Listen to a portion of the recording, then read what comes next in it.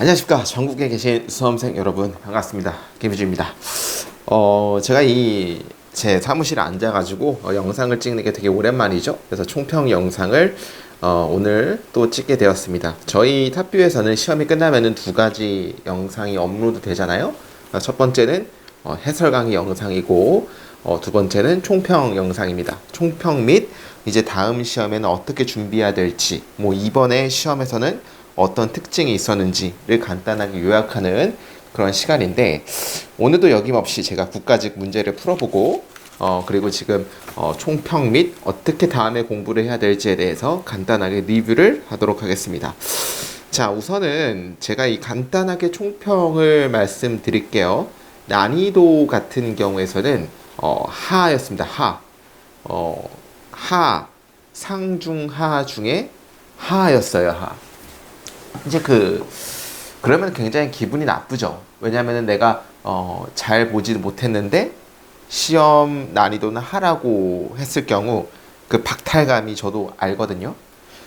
그렇지만 이제 저는 객관적인 입장에서 왜 하인지를 여러분들에게 말하는 입장이기 때문에 거짓말을 못 하잖아요. 따라서 이번 시험 난이도는 그렇게 어렵지 않았다. 오히려 문제들을 봤을 경우에는 쉬웠다라고 말을 드리고 싶습니다.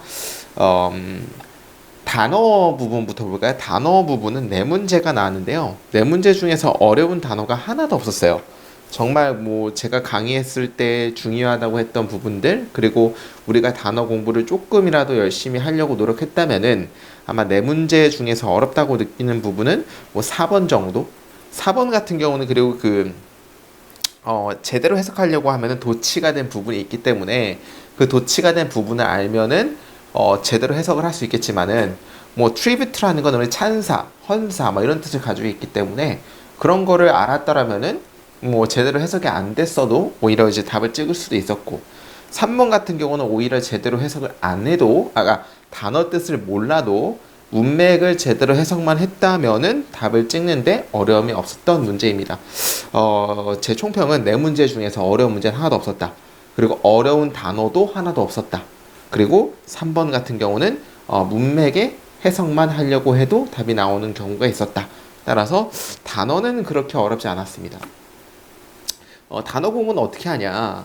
앞으로 시험을 보실 여러분들께서는 하루에 한 1시간 정도는 단어를 투자를 하셔야 되는데요. 1시간 정도에서 한 40분 정도는 어려운 단어집을 하나 외워주세요. 그러니까 어려운 단어집이라는 건 제가 말했던 뭐 시중에 나와 있는 공편도라든지 뭐 복화 3300 뭐 이동기 선생님의 이런 거라든지 아무런 교재 아무것도 어떤 걸 골라도 상관없으니까 그런 어려운 단어집을 하나 골라서 한 30분 정도 외워주시고요. 나머지는 뭐가 중요하냐면은 내가 공부했던 지문에 나왔던 거를 정리하는 게 되게 중요합니다. 그 이유는 왜 그러냐면은 내가 했던 단어들이 기억에 제일 많이 남고 우선은, 그리고 두 번째는 어떤 것이 있냐면은 우리가 알고 있는 단어 내용이 아닌 문맥에 맞는 새로운 내용의 단어들 같은 것도 있거든요. 그러니까 우리 시험 문제 독해에서 나왔는데 어떤 것이 있냐면은 간단하게 좀 볼까요? 몇 번 문제였냐면 또 이렇게 찾으려면 안 되더라. 뭐 8번 같은 경우죠. 가형의 8번 같은 경우에서 에코잉이라는 게 있어요. 에코라는 게 우리가 알고 있는 메아리라는 뜻인데, 이런 걸 메아리로 외우면은 문장에서 메아리가 동사로 쓸 때 굉장히 힘들 수가 있어요. 근데 반복하다 이런 뜻도 있거든요. 왜 메아리가 울리는 거니까. 그러니까 반복하다라는 뜻도 우리가 알아야 된다는 얘기죠. 근데 그런 건 어떻게 채워 나가야 되냐? 우리가 공부했을 때 그 내용을 제대로 이해하려고 노력했을 때 나왔던 단어 있죠. 그것들을 따로 정리하는 노력도 필요합니다. 따라서 뭐 30분 정도는 우리 두꺼운 단어책 어떠한 책이든 상관없으니까 그걸 외우시면 좋고, 두 번째는 내가 공부했던 단어에서 나왔던 단어들을 따로 정리하는 것도 필요합니다. 그렇게 해서 한 1시간 정도, 1시간 10분, 20분 정도, 뭐 단어는 그리고 틈날 때마다 외우면 좋으니까 그럴 때마다 단어를 외워주시는 걸 추천드리고요. 경찰 영어에서는 우리가 요번에 어려웠죠. 경찰 영어. 경찰 영어가 오히려 국가직보다 훨씬 더 어려웠는데 경찰 영어에서는 어떻게 그 단어 문제가 요즘 나오냐면은 컨클루드라는 문제가 나오면은 1번의 선지가 include란 뜻이 있어요. 왜냐면 include란 그 단어는 이제 포함하다인데 거기에 1번에 take란 뜻이 있거든요. 가지다 포함하다. 근데 그걸 고르면 틀려요. 문맥 내용상 맞는 문맥 내용상에 맞게 해석되는 단어의 뜻을 고르는 게 요즘 경찰에서 나오는 그런 신개념 단어 문제거든요. 근데 국가직은 그런 문제조차도 안 나왔다. 그냥 이거는 아냐 모르냐를 물어본 문제 때문에 오히려 더 쉬웠다. 그래서 이제 여러분들 공부할 때는 이렇게 나눠서 하는 겁니다. 한 30분 정도는 어려운 거 외워주시고 또 30분 정도는 내가 공부했던 지문에서 나왔던 단어들을 정리해 주시고 근데 뭐 지문에서 나왔던 걸 정리하려고 하면은 무조건 여러분들이 독해 공부를 해 나가야겠죠? 독해 공부를 안 하면 안 되니까 그때 했던 것들을 정리해서 외우자. 뭐 이 정도로 제가 말씀드리고 싶어요. 뭐 그렇게 하면은 충분히 다음 시험에도 좋은 점수 맞을 수 있을 것 같습니다. 오케이. 자, 그 다음에 이제 문법 문제를 볼 건데요. 자, 문법 문제를 보고 굉장히 어이가 없던 게 어려웠던 문제가 정말 단 하나도 없었어요. 이거는 제가 정말 뭐 해설을 하려고 이거 해설 강의를 찍어야 되나 말아야 되나라고 느낄 정도로 굉장히 쉬운 문제들이 많이 나왔거든요. 머리를 써야 되는 문법 문제가 하나도 안 나왔습니다. 그래서 제가 여러분들에게 말씀드리고 싶은 거는 혹시 다음에 또 시험을 준비 중이시라면 문법 제발 문제를 많이 푸세요. 그러니까 이제 문제를 많이 푸는 게 왜 중요하냐면은 문법 공부는요. 문법 개념서를 처음부터 끝까지 다 읽고 몇 번의 회독을 한다라고 하더라도 실제 시험에서 문법 점수가 안 나올 확률이 높습니다. 그 이유는 사람의 뇌는 신기한 게 어떤 개념을 외울 때 처음부터 차례대로 쭉 된 것들을 외우는 것보다 부분적으로 암기하게 되어 있어요. 뇌의 구조는. 근데 우리가 문제를 푸는 이유는 뭐냐면은 그 엄청나게 많은 그 분량의 문법 개념을 싹 다 외우는 게 아니고 이게 부분적으로 이렇게 우리가 구분화를 시켜서 외우는 거거든요. 문제를 푸는 가장 큰 목적은. 따라서 여러분들이 문법 문제는 제발 문제를 많이 풀어라. 그리고 기출 문제만 많이 풀어도 충분히 맞을 수 있다. 그리고 저희 유튜브 채널에서 제가 문법 340선 그 기출 해설 강의, 기출 그 특강 올린 거 알고 계시죠? 무료로. 책만 물론 따로 구매를 하셔야 되지만 책은 2만 원입니다. 그것만 따로 구매하시면 되고 제가 유튜브에 올린 모든 최근에 올린 그 문법 강의 있죠? 그것만 한 두세 번 봐도 절대 틀리지 않아요. 그러니까 문법은 제일 중요한 게 문제를 많이 풀고요. 그 문제에서 나왔던 개념들을 외우려고 노력을 하세요.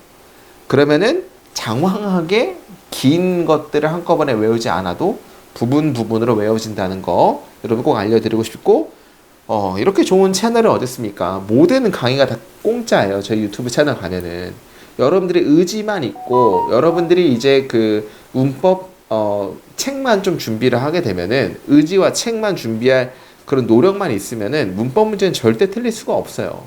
그리고 문법 문제에서 많이 틀리면은 공무원 영어 시험에서 고득점은 절대로 될 수가 없다. 여러분들 알고 계실 겁니다. 따라서 문법 문제는 딴 거 하지 말고 그냥 제 340선 기출 문제 한 두세 번만 풀면은 절대 틀리지 않습니다. 어렵지 않았습니다. 너무 합격. 이거는 뭐 이제 할 게 없다. 너무 쉬웠다.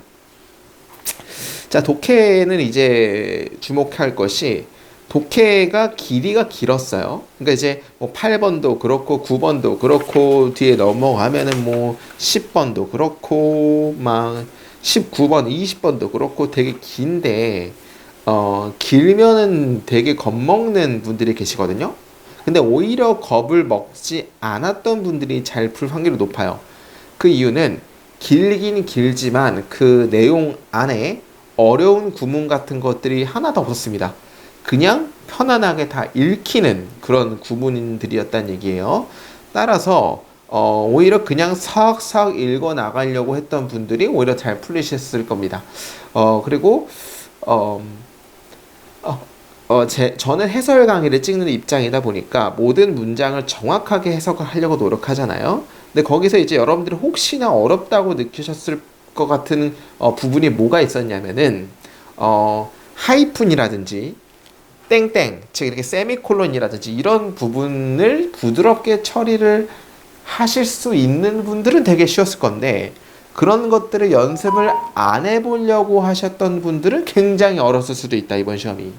그러니까 막 예를 들어서 뭐 몇 번부터 보면 14번 같은 문제, 14번 같은 문제 보면은 그 뭐 demand flexibility라는 부분이 있어요. 그 다음에 하이픈 나왔고 paid leave for a new baby, 뭐 그다음에 뭐 say and generous vacation time along with daily things like the ability to work remotely, come in late or leave early or make time for exercise or meditation 이런 부분이 있는데 이게 즉 앞에 나오는 demand flexibility에 대해서 부연 설명, 즉 동격을 나타내는 거거든요. 그러니까 뒤에 것들이 다 어떤 유동성 있는 일자리 근무 환경을 나타내는 거예요. 첫 번째가 paid leave for new baby. leave는 여기서 명사죠. 뭔가 떠나는 거를 지불하는 거가 뭔가 휴가를 지불하는 거. 누굴 위해서? 신생아를 위해서.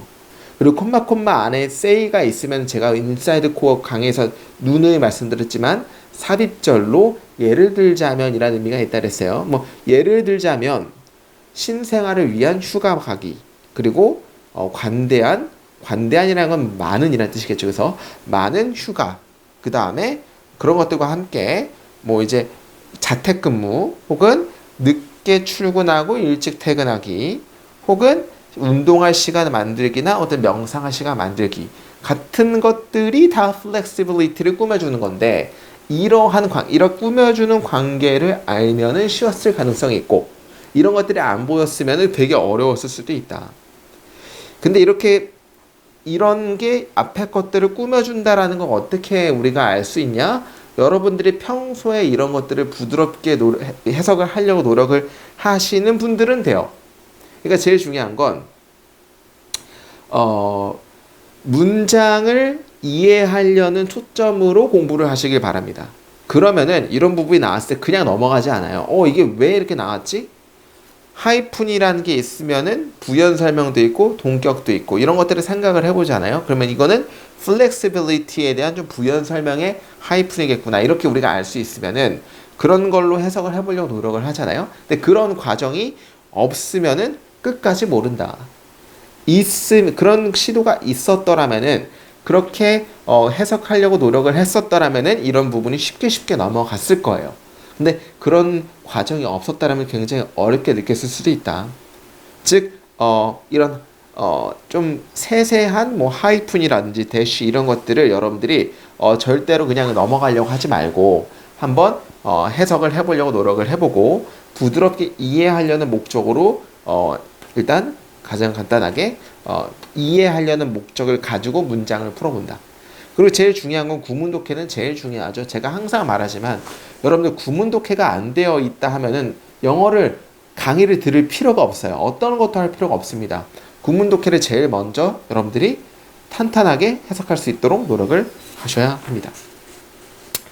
자, 그리고 이제 뭐 생활 영어 같은 경우는 정말 쉬웠죠. 뭐 11번, 12번 같은 것들은 제가 따로 평을 하지 않겠습니다. 이거는 무조건 다 맞춰야 되는 그런 문제들이었고 물론 실수도 있었겠지만 실수를 줄이고 무조건 다 맞춰야 되는 문제였습니다.